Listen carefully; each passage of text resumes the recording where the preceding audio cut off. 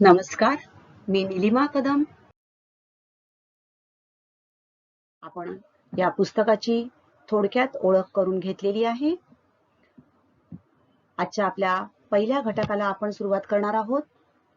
भूमितीतील मूलभूत संबोध, basic concepts in geometry. Dear friends, next concept. Now, this is a point.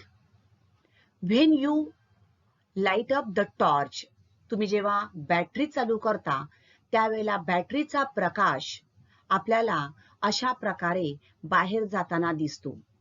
एका ठराविक बिंदूतून आपल्याला हा प्रकाश बाहेर पडताना दिसतो. तर बॅटरीचा प्रकाश जेव्हा बाहेर पडतो तेव्हा तो एकाच बिंदूपासून निघून पुढे पुढे जात असलेला आपल्याला दिसतो. So this is a point and there are some rays. So light rays from the torch start from a point and go forward continuously in one direction. Right? एका ठराविक दिशेनेच हे प्रकाश किरण पुढे पुढे जात राहतात. Similarly, light rays from the sun, you have seen, they also goes forward in all directions. See here, rays starting from the sun go forward in all directions, and with the help of these sun rays we get light, right? So what are these rays? They are coming from a single point, right? See here, this is a sun. Suppose this is a point, and these are the rays going in all directions. So what are rays? किरण म्हणजे काय? So a point, and it starts from one point and goes forward continuously in the same direction. See here, since O is the point and this is ray that is going continuously in the same direction. तर किरण हा रेषेचाच एक भाग आहे. एका बिंदूपासून त्याची सुरुवात होते आणि एकाच दिशेने तो पुढे पुढे जात राहतो. In this picture, O is the starting point, and if I have taken the another point A, so ray starting from O and going continuously in the direction of A. So a ray starts at one point, in this case at O, and going forward in the direction of A. Now again it is endless at the side of A. Now this ray is named using its end point first. Now this is the end point. It is also called as starting point.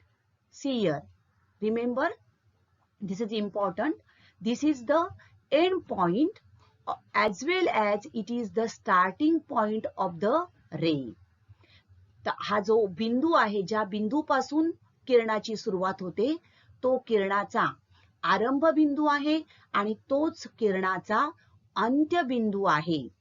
आणि त्यामुळे आपण या किरणाचं वाचन कसं करतो, तर या आरंभ बिंदूपासून किंवा अंत्य बिंदूपासून किरणाचं वाचन करावं लागतं.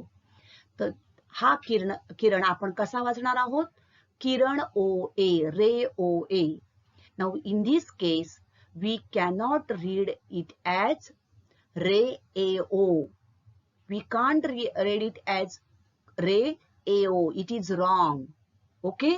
तर किरणाचं वाचन हे त्याच्या आरंभबिंदू किंवा अंत्यबिंदू पासून करणं अत्यंत आवश्यक आहे. या ठिकाणी आपण किरणाचं वाचन केलं. किरण ओ ए किंवा रे ओ ए. Okay. Now this is the torch. Ray is a part of a line. किरण हा रेषेचाच एक भाग आहे.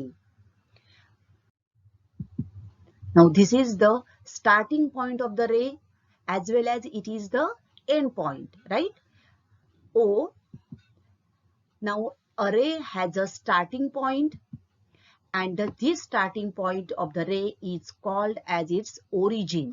किरणाच्या सुरुवातीच्या बिंदूला, जिथून सुरुवात होतो किरणाची, त्या बिंदूला आरंभ बिंदू असं म्हणतात. आता या किरणाच्या ओ बिंदूपासून आपण सुरुवात केली. उजव्या दिशेने मी हा किरण काढला. या ठिकाणी ही बाणाची खूण आहे, म्हणजेच या ठिकाणी हा रे अमर्याद आहे, हा पुढे कुठेही जाऊ शकतो. या ठिकाणी मी हा दुसरा बिंदू घेतला P. सो हा बिंदू मी या ठिकाणी घेतलाय, मात्र या किरणाला काय नाहीये, एंड पॉइंट नाहीये. अ रे हॅज नो एंड पॉइंट. त्यामुळे हा P च्या दिशेने अमर्याद आहे आणि हे तो अमर्याद आहे हे दाखविण्यासाठी या ठिकाणी आपण ही बाणाची खूण केलेली आहे. Right? So a ray has no end point. We can extend here also but in this direction only. Right? So therefore ray is infinite. Now in this picture it is infinite in the direction of P and it is read as ray OP. Okay? Properties of rays. First property, a ray is a part of a line. किरण हा रेषेचा एक भाग आहे. Second property, a ray has a starting point. प्रत्येक किरणाला एक आरंभ बिंदू असतो. A ray has no end point, therefore rays are infinite. किरणाला अंत्यबिंदू नसतो आणि म्हणून किरण हे अमर्याद असतात.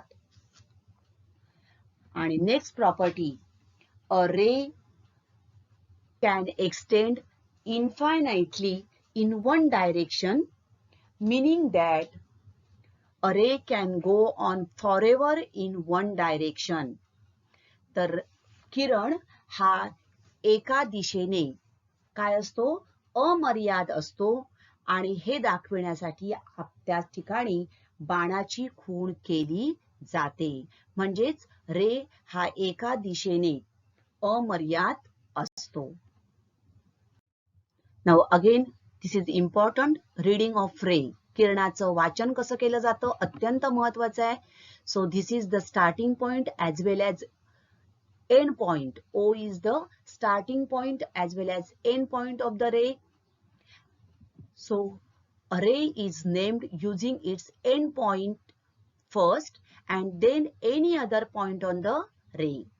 So we have to take another point on the ray and we read it as ray OP. Kiran OP. तर याचं वाचन आपल्याला त्याच्या आरंभ बिंदू पासूनच करावं लागतं किंवा अंत्यबिंदू, तोच त्याचा अंत्यबिंदू आहे. या ठिकाणी आपण किरणाचं वाचन PO असं करू शकत नाही, ते चुकीचं ठरणार आहे.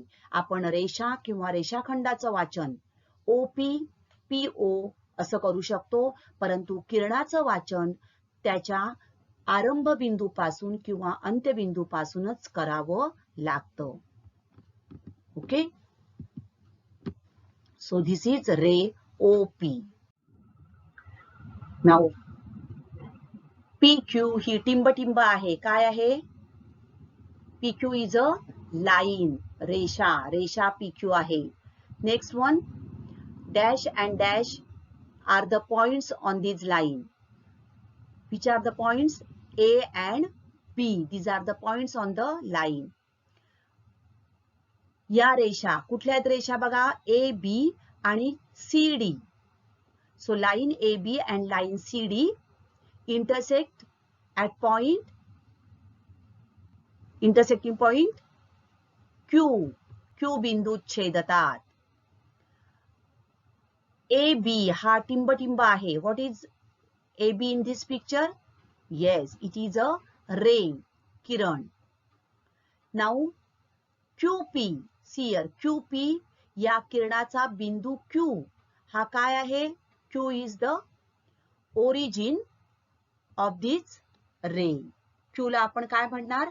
आरंभ बिंदू. त्याचा अंत्यबिंदू पण आहे, पण या ठिकाणी आपण लिहिणार आहोत आरंभ बिंदू. सुरुवात आपण Q पासून करतो आहोत, त्यामुळे Q हा या किरणाचा आरंभ बिंदू आहे.